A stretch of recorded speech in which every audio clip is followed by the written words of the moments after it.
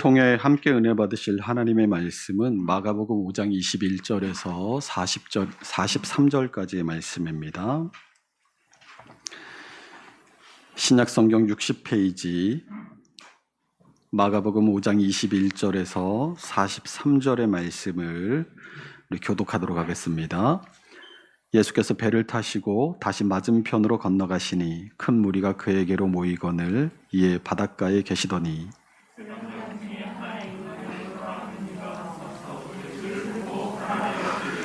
간곡히 구하여 이르되 내 어린 딸이 죽게 되었사오니 오셔서 그 위에 손을 얹으사 그로 구원을 받아 살게 하소서 하거늘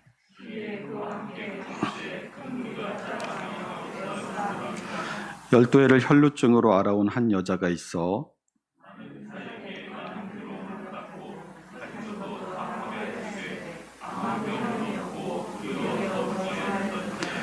예수의 소문을 듣고 무리 가운데 끼어 뒤로 와서 그의 옷에 손을 대니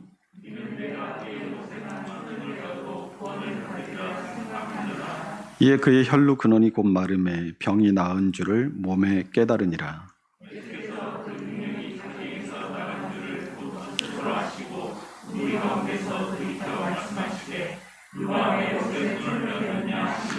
제자들이 여짜오되 무리가 에워싸 미는 것을 보시며 누가 내게 손을 대었느냐 물으시나이까 하되 여자가 자기에게 이루어진 일을 알고 두려워하여 떨며 와서 그 앞에 엎드려 모든 사실을 여쭈니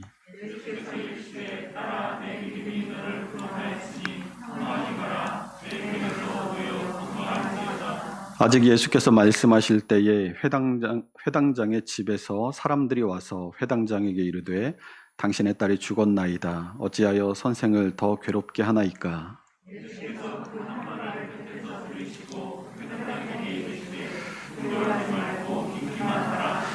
베드로와 야고보의 형제 요한 외에 아무도 따라옴을 허락하지 아니하시고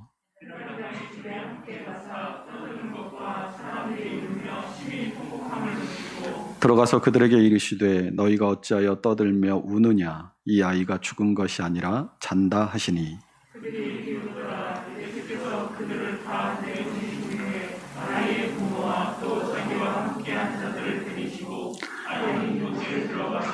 그 아이의 손을 잡고 이르시되 달리다굼 하시니 번역하면 곧 내가 내게 말하노니 소녀야 일어나라 하심이라.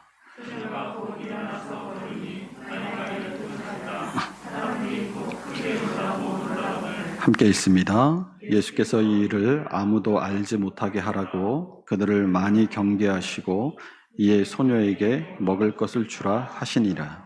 아멘. 풍랑이는 바다를 건너서 가다라 지방으로 거라사 지방으로 가신 예수님은 거라사의 광인을 만나 그를 구원하시고 하나님 나라가 그 이방 땅 하나님이 없는 곳에 임하였음을 선포하십니다. 그러나 거라사의 사람들은 예수님을 거절하고 그곳에서 떠나시기를 간구하죠. 이에 예수님은 배에 오르시고 오늘 본문 21절을 보니까 다시 맞은편으로 건너가시니라고 합니다. 다시 맞은편이란 예수님께서 이 거라사로 건너가시기 전에 사역하셨던 갈릴리 지역을 말합니다.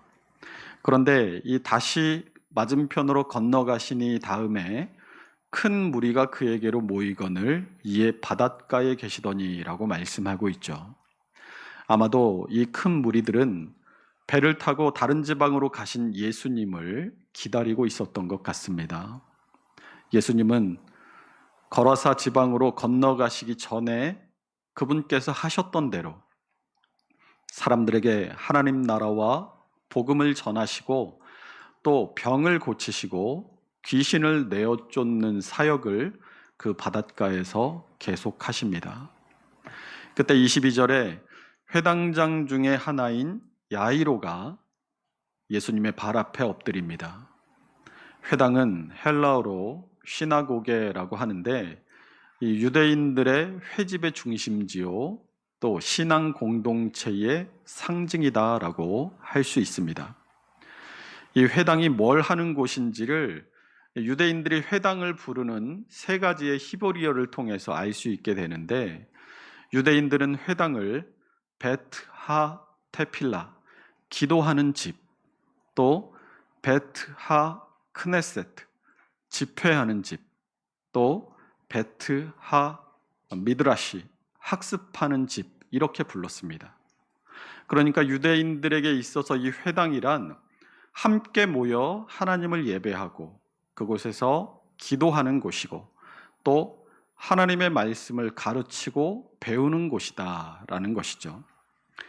이 회당이 언제부터 시작되었는지 정확하게 알 수는 없지만, 이 회당의 시작의 유래를 흔히 이 구약 시대에 이스라엘이 멸망하고 바벨론으로 포로로 끌려갔던 시기를 이야기를 합니다. 성전이 파괴되고 바벨론으로 끌려간 유대인들이 성전에서 예배할 수 없게 되자 임시로 개인의 집을 공공 예배와 종교 교육의 장소로 사용했는데, 이것을 회당의 유래로 보고 있는 것이죠. 그러던 것이 이 바벨론의 70년 포로기가 끝이 나고 유대 땅으로 다시 돌아와서 스룹바벨을 중심으로 성전을 다시 짓고 거기서 성전 예배가 재개되었을 때에도 회당은 그 기능을 잃어버리지 않고 점점 더 퍼져나가게 되었습니다. 성전은 하나님께 제사하고 예배를 드리는 역할을 중심으로, 또 이 회당은 기도처와 신앙 교육의 장소로 그 역할을 나누었던 것이죠.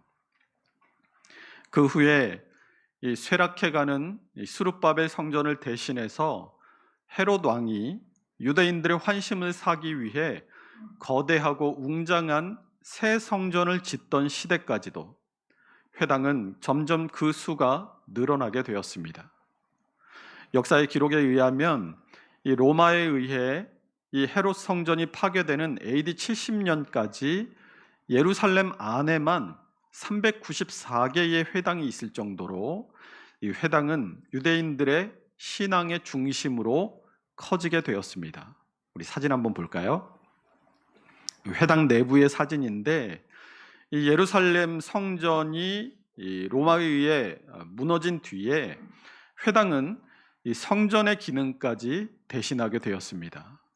그것을 확인할 수 있는 것은 본래 이 성전 안에 있던 7촛대가 회당에, 제단에 보시면 촛대가 있죠. 그 7촛대가 회당으로 옮겨지고, 또 성전 예배의 여러 제의적 관행들이 회당 예배 안에 그대로 들어온 데서 확인할 수 있습니다. 회당에 대해서 길게 설명하는 이유는 오늘 이 예수님을 찾아와서 주님의 발 앞에 엎드린 야이로가 바로 이 회당의 회당장이었기 때문입니다.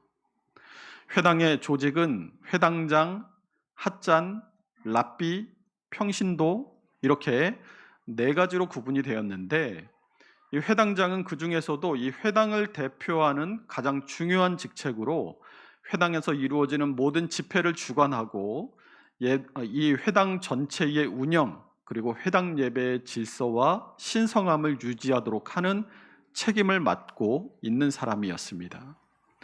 또 사도행전의 기록들을 보면 이 회당장은 회당 예배를 드릴 때 이 성경 두루마기, 토라라고 하는데, 이 토라를 누구에게 읽게 할 것인지, 또 그 토라를 읽고 설교할 권한을 누구에게 줄 것인지, 그런 것을 결정하는 권한을 가지고 있었습니다. 두 번째인 핫자는 이 회당에서의 서열 2위로 회당장의 조수와 서기의 역할을 했는데, 후대로 내려오면서 회당 예배에서 기도문을 암송하고 또 이 율법을 낭독하는 일을 점차로 맡게 되었습니다. 랍비는 우리가 잘 아는 대로 회당 안에서 종교 교육을 담당하고 하나님의 율법을 실생활에 적용하고 해석해 주는 역할을 담당하는 사람이었던 거죠. 그런데 오늘 본문 22절을 보면 회당장 중에 하나인 야이로라고, 이 야이로라는 사람을 소개하고 있죠. 가버나움은 이 갈릴리 근방에서도 대도시였기 때문에 그 가버나움 안에 여러 개의 회당이 있었습니다. 마가복음 1장 21절에서 예수님께서 안식일에 들어가신 회당 역시 베드로의 집에 가까이에 있는 가버나움의 여러 개의 회당 가운데 하나였습니다. 그러니까 야이로는 이 가버나움이라는 대도시에 있는 여러 회당들을 대표하는 회당장 중에 한 사람이었다라는 것이죠. 복음서나 사도행전의 기록들을 보면 예수님이나 제자들도 또 이후에 많은 복음 전도자들도 회당을 중심으로 해서 복음 사역을 전개해 나갔음을 볼 수 있습니다. 요한복음 18장 20절은 예수님께서 대제사장에게 붙들려서 신문을 받으실 때 하신 말씀입니다. 우리 함께 읽어볼까요? 예수께서 대답하시되 내가 드러내놓고 세상에 말하였노라.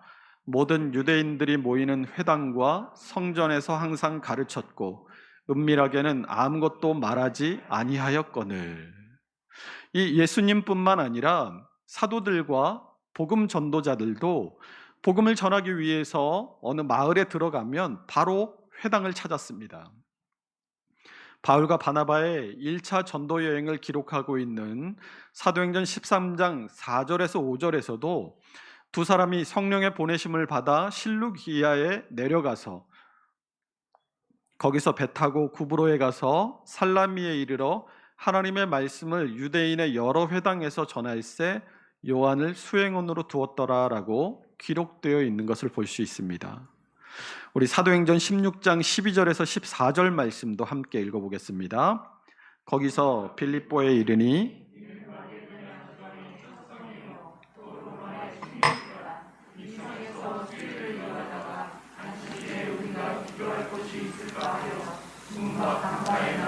거기 앉아서 모인 여자들에게 말하는데 두아데라시에 있는 자색옷감 장사로서 하나님을 섬기는 루디아라는 한 여자가 말을 듣고 있을 때 주께서 그 마음을 열어 바울의 말을 따르게 하신지라. 아멘.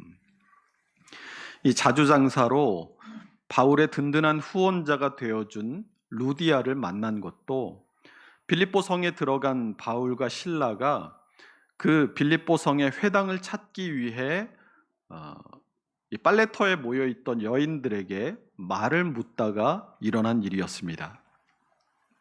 이처럼 복음 전도자들이 전도 여행을 하다가 가는 곳마다 회당을 찾았던 이유는 첫 번째로 회당은 기도처였고 두 번째로 안식일 날 예배할 곳이기도 했으며 또 세 번째로 유대 여행자들의 숙소 역할도 겸하고 있었기 때문입니다. 예수님이나 이 복음 전도자들에 대한 반응은 회당장의 성향에 따라서 크게 갈렸습니다. 어떤 회당장은 예수님이나 복음 전도자들의 말씀을 듣고 그들에게 호의를 베풀고 그 말씀을 다시 듣고자 청하기도 했지만 어떤 회당장은 복음을 거절하고 내쫓고 죽이려고 하기까지 했습니다. 오늘 본문에 등장한 회당장 야이로는 그럼 어떤 사람이었겠습니까? 야이로는 예수님이 하나님의 아들이심을 믿은 사람이었습니다. 많은 권력과 명예를 가진 사람이 초라한 목수의 아들인 예수 앞에 무릎을 꿇는 일은 쉬운 일이 아닙니다. 자기가 맡고 있는 회당의 명예와 신앙이 걸린 일이기도 했기 때문이죠. 그러나 야이로는 예수님 앞에 무릎을 꿇고 자신의 어린 딸을 살려달라고 간청합니다. 야이로가 예수님을 하나님의 아들로 믿었다는 증거는 오늘 본문 23절의 말씀 안에 있습니다. 우리 23절을 다시 한번 읽어볼까요? 간곡히 구하여 이르되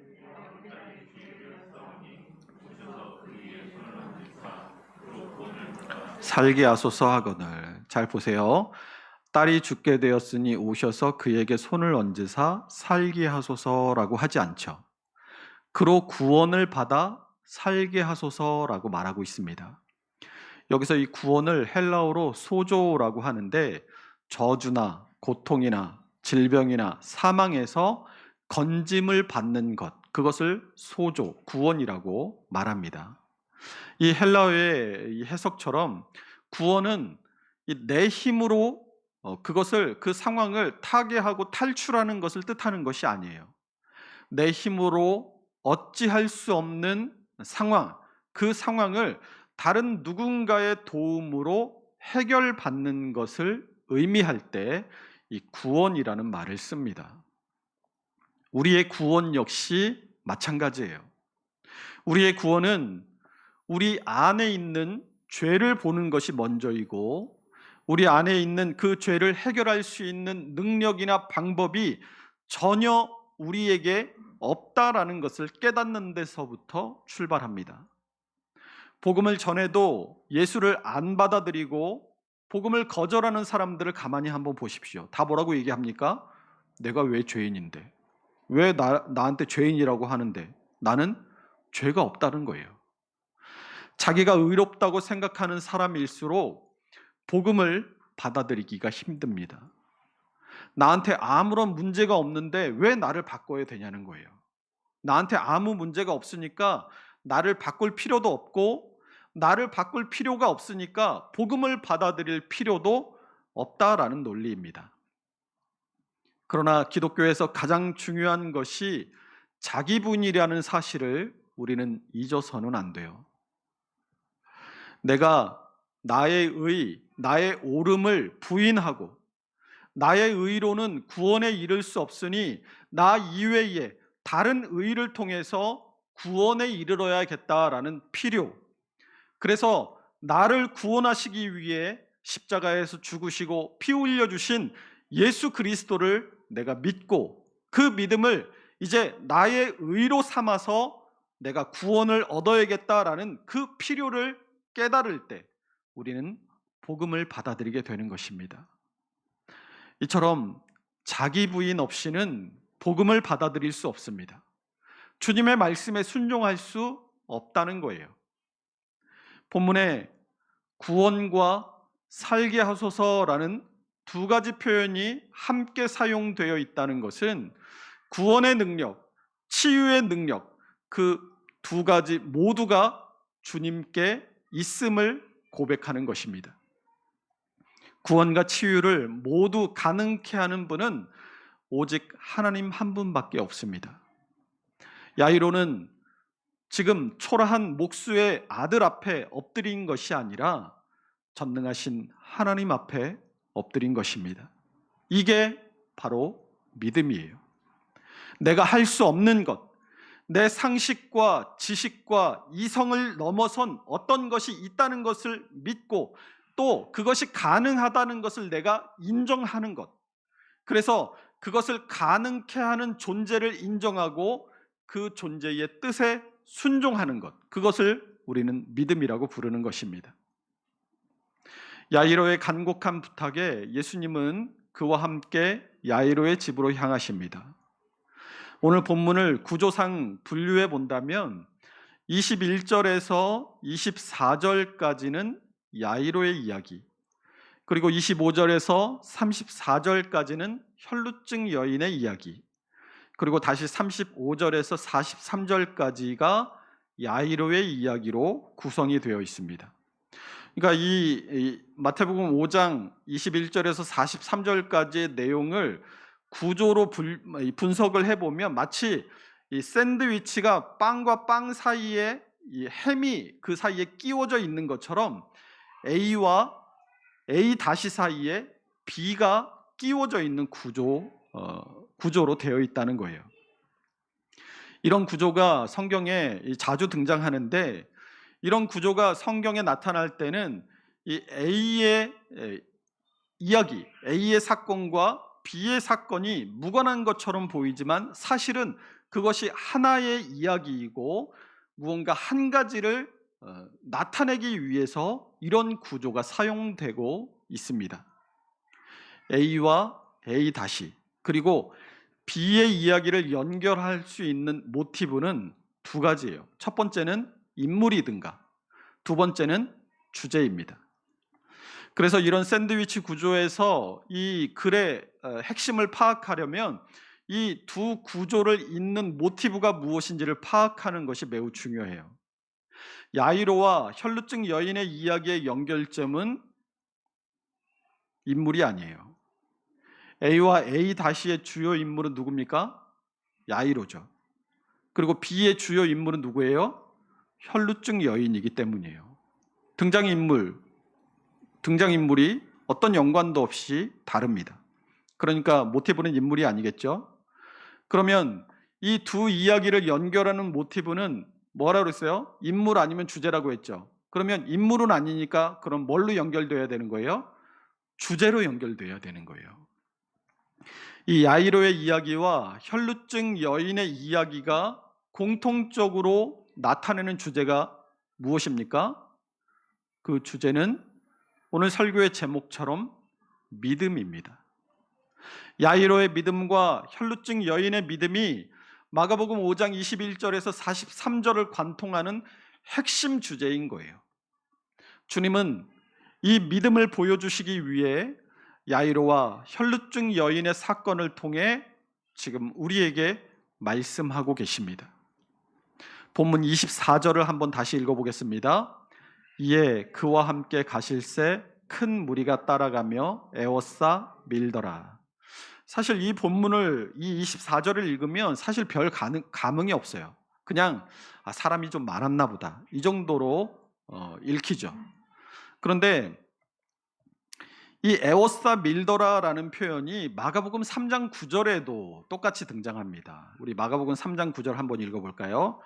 예수께서 무리가 에워싸 미는 것을 피하기 위하여 작은 배를 대기하도록 제자들에게 명하셨으니, 이 마가복음 3장 9절에 에워싸 미는 것을 피하시기 위해 배를 대기하도록 명령하신 것은 많은 병자를 고치시고 귀신을 내어 쫓으시는 사건에 지금 함께 기록되어 있는 내용이에요. 군중이 예수님을 에워싸고 밀었다는 것은 야, 이거 좋은 구경거리다. 이 좋은 구경거리가 생겼으니까 이거 진짜 그 일이 일어나는지 자, 빨리 어서 해보세요 라고 예수님을 지금 떠미는 거예요. 예수님을 군중들이 에워싸고 떠밀면서 지금 야이로의 집으로 향합니다.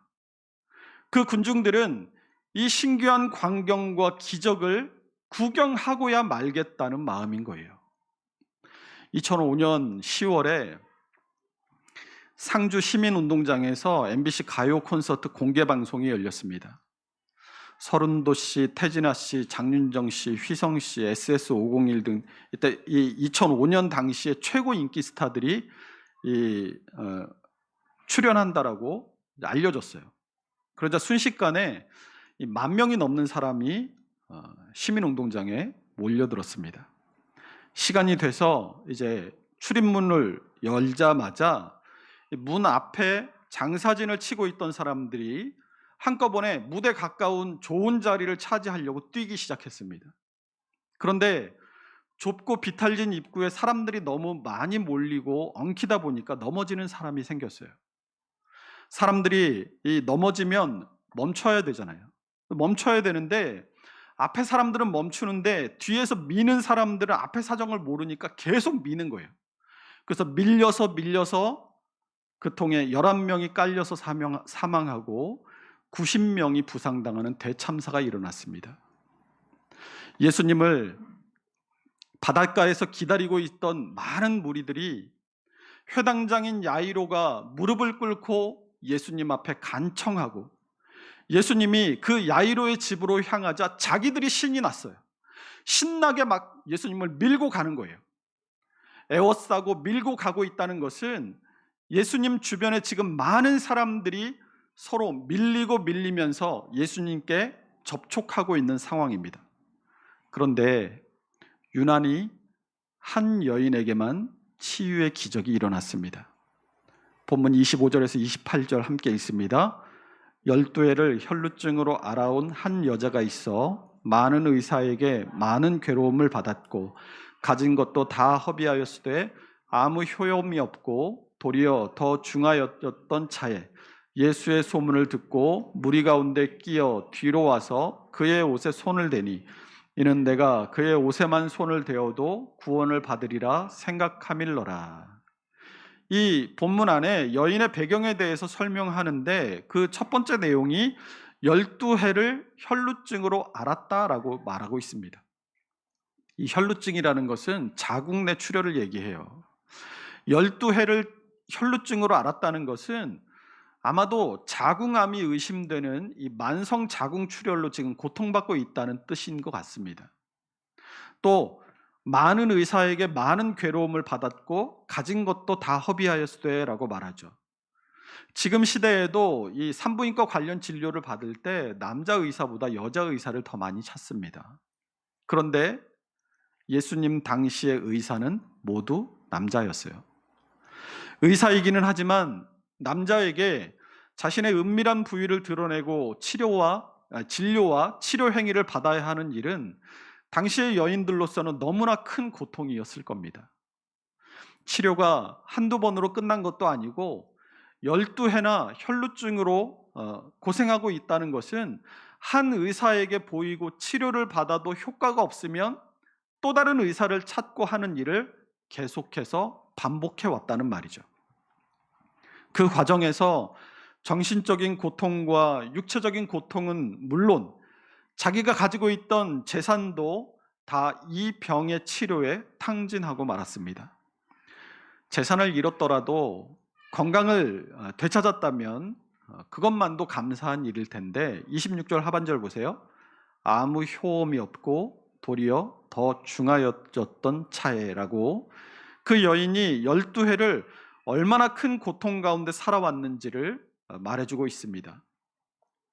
그뿐 아니라 이 여인이 당한 고통은 정신적, 육체적, 재산상의 고통만이 아니었어요. 우리 레위기 15장 25절에서 27절 함께 읽어보겠습니다. 만일 여인의 피의 유출이 그의 불결기가 아닌데도 여러 날이 간다든지 그 유출이 그의 불결기를 지나도 계속되면 그 부정을 유출하는 모든 날 동안은 그 불결한 때와 같이 부정한즉 그의 유출이 있는 모든 날 동안에 그가 눕는 침상은 그에게 불결한 때의 침상과 같고 그가 앉는 모든 자리도 부정함이 불결할 때의 부정과 같으니 그것들을 만지는 자는 다 부정한즉 그의 옷을 빨고 물로 몸을 씻을 것이며 저녁까지 부정할 것이요. 이 여인의 고통은 정신적, 육체적, 재산상의 고통만이 아니라 종교적인 고통까지 가중된 매우 심각한 상황이었습니다. 율법에 의하면 이 부정한 사람이 접촉하는 모든 것은 다 그 부정한 사람으로 인해서 다 부정하게 돼버려요. 그를 만지는 사람도 부정해지고 그가 누웠거나 앉았던 자리에 접촉하는 사람도 또 그가 누워 있었던 침상을 만지거나 그런 여자와 동침하는 사람들까지 다 부정한 자가 됩니다. 부정이 전염병처럼 전염되는 거예요. 부정은 모든 것을 다 부정으로 만듭니다.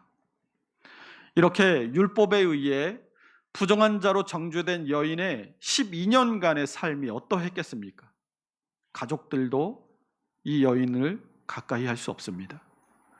사람들과도 만나거나 접촉할 수 없고 부정하기 때문에 성전에 들어갈 수도 없습니다.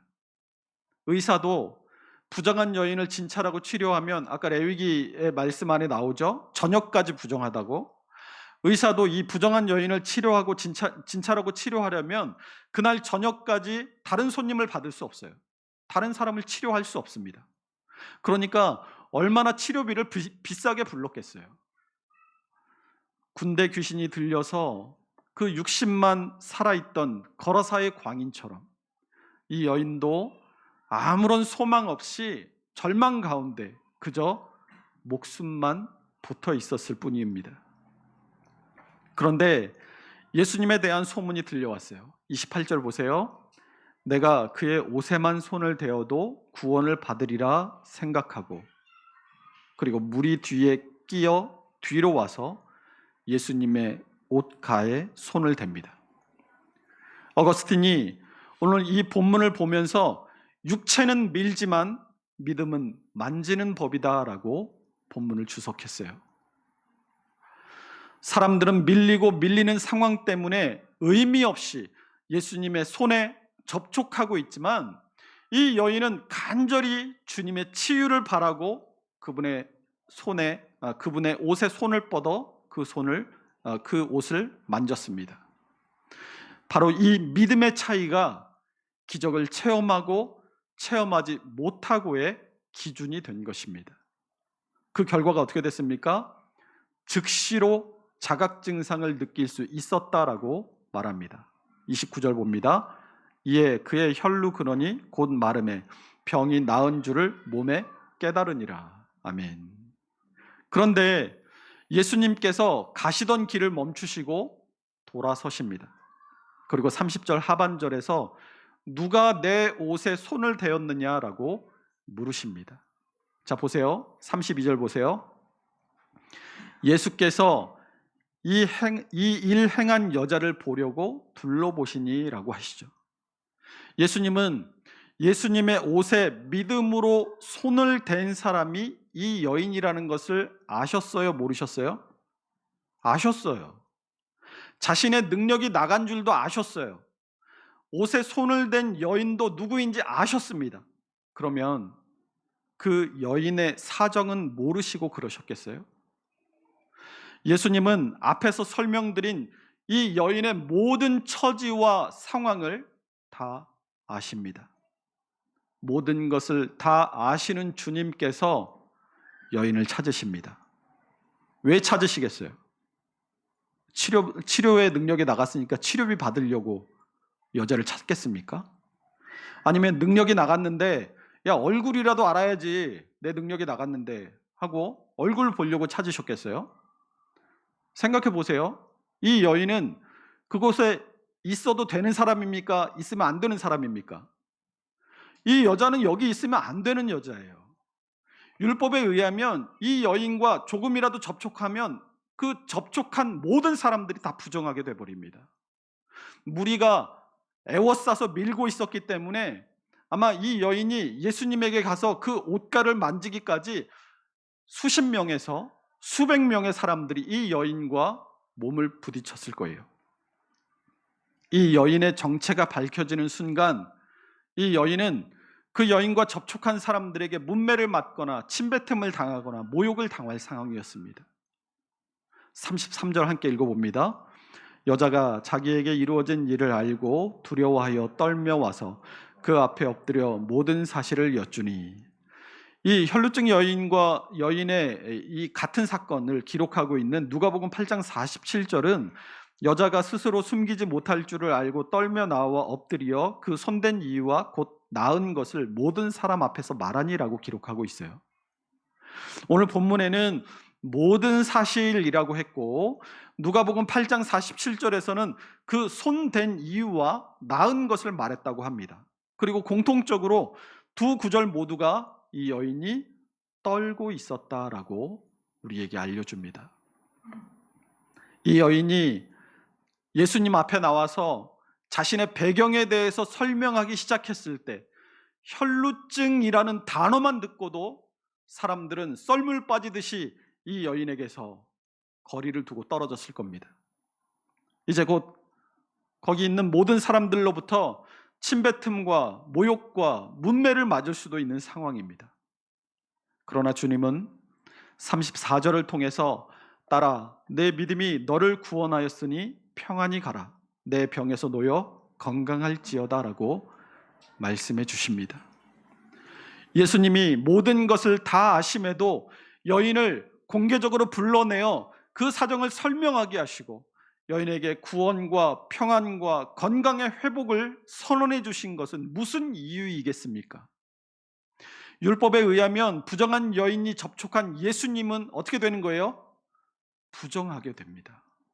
그러나 이 율법에서 말하는 정결법에 이 부정에 닿으면 부정하게 된다는 이 법칙 외에 또 다른 정결법의 법칙이 하나 있는데 그 원칙은 이 부정에 닿으면 부정하게 된다는 것과 정확하게 반대의 이 원리가 하나 있습니다. 우리 출애굽기 29장 37절 함께 읽어봅니다.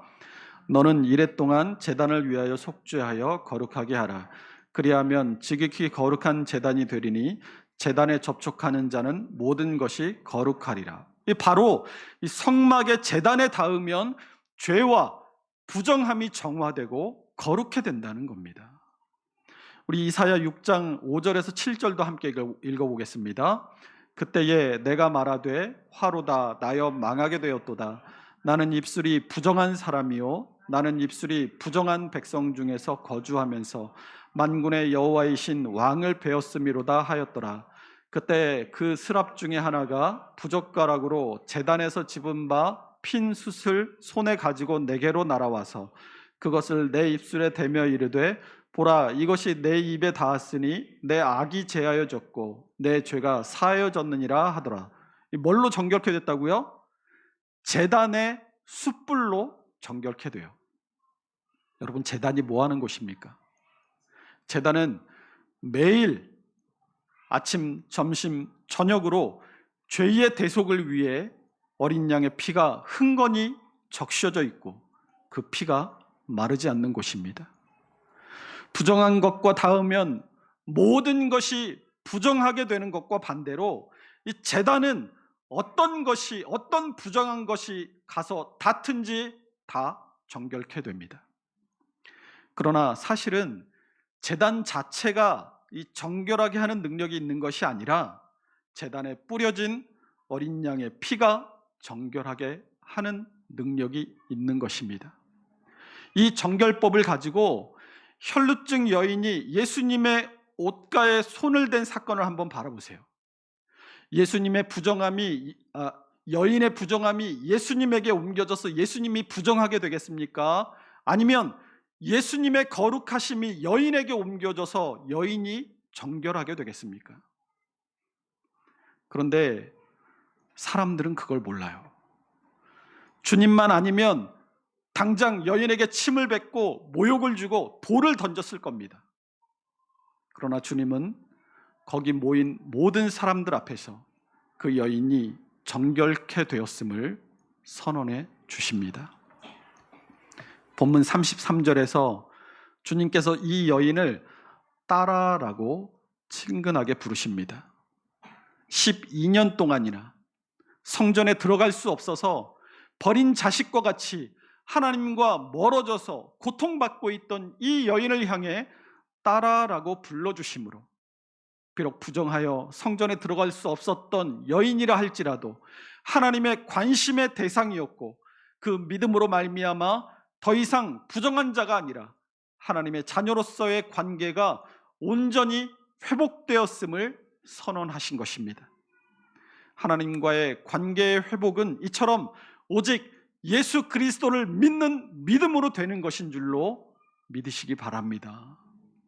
그래서 오늘 본문 34절에 딸아 내 믿음이 너를 구원하였으니 평안히 가라 내 병에서 놓여 건강할지어다 라는 이 예수님의 선언은 예수님을 만난 여인이 정결케 되었음에 대한 선언이자 완전한 회복의 선언이요 또한 여인의 믿음에 대한 인정의 선언인 것입니다. 또한 34절에서 예수님께서 평안히 가라고 말씀하시죠. 이 평안히 가라는 말씀은 믿는 자가 평안을 누릴 수 있음을 말씀하는 거예요. 요한복음 14장을 보면 이 요한복음 14장은 이 최후의 만찬 자리에서 예수님께서 자신이 십자가에 달리실 것을 예언하시면서 제자들에게 교훈하신 말씀이에요. 예수님께서 자신이 곧 십자가에 고난받으시고 죽게 되실 것을 아셨지만 누구도 그분의 평안을 빼앗을 수 없었습니다. 그리고 제자들도 주님께서 가지신 이 평안을 함께 누리기를 원하시며 평안을 주노라라고 말씀하십니다. 우리 요한복음 14장 아래에 있는 27절을 읽어보겠습니다. 평안을 너희에게 끼치노니 곧 나의 평안을 너희에게 주노라. 내가 너희에게 주는 것은 세상이 주는 것과 같지 아니하니라. 너희는 마음에 근심하지도 말고 두려워하지도 말라. 우리가 믿음으로 주님을 붙들고 주님의 뜻대로 살고자 결심하고 주님의 뜻대로 그렇게 살아갈 때 세상이 알 수도 없고 세상이 줄 수도 없는 평안을 받아 누리게 될 줄로 믿으시기 바랍니다. 우리가 매일의 삶 속에서 왜 평안을 그럼 누리지 못하겠어요? 믿음이 없기 때문이에요. 믿음대로 살고자 하지 않기 때문에 우리의 삶에 평안이 없는 겁니다. 요한복음 14장 26절 위에 보세요. 보혜사 곧 아버지께서 내 이름으로 보내실 성령, 그가 너희에게 모든 것을 가르치고 내가 너희에게 말한 모든 것을 생각나게 하리라 라고 이 평안의 정체가 무엇인지에 대해서 설명해 주고 있습니다.